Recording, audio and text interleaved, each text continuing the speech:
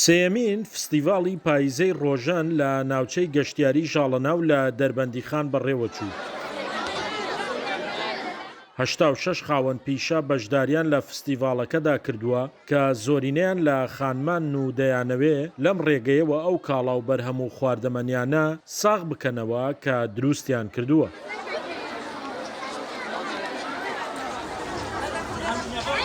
فایق محەممەد لە ڕۆژهەڵاتی کوردستانەوە بۆ بەشداری لە فستیڤاڵەکە هاتووەتە باشووری کوردستان و کارەکانی خۆی نمایش کردووە کە خۆی دەبینێتەوە لە جۆرەکانی شیرینی و گەنمەشامی و نانە برنجی.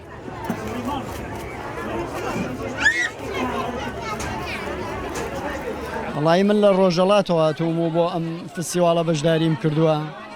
میدواری چین هەمیشە ئەم فستیواڵانە ئاوا بکرێ جاروبار کە بتوانین بەشداریکەین و ئەم شتانانی خۆمان بە خەڵک بناسێنی.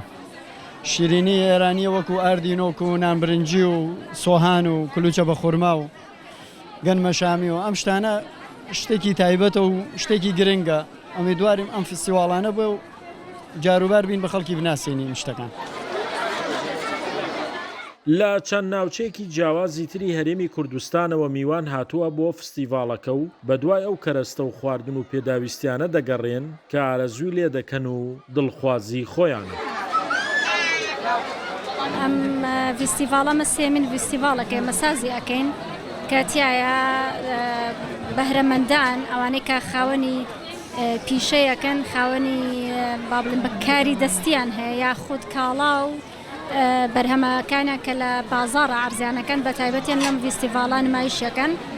زەرورە ئەم جۆرە لە چالاکی لە شار و شارشکانی ترا بکرێتەوە و ئەمڕۆ لەم چالاکی ئەگەر متابعەتان کردوێ کۆمەڵێ گەنج کۆمەڵێ خەڵک هاتوون لێرە ئەوانەی کە دروستیان کردووە ئەرزیان کردووە جا لەوەی کە لە دەربەنی خان لە ساڵانی پێشووتری شام جۆرە لە چالاکی کراوە خەڵکێکی تر لە دەرەوە ئەمیشە سەردانیان کردو بەڵام جارە جیاوازتر بووە خەڵکێکی تر هاتوون ئێرێ شۆک و ناوچێکی گەشتیاری جارێکی تر ناسراوە کە ناوچەی گەشتیاری ژاڵەناوە.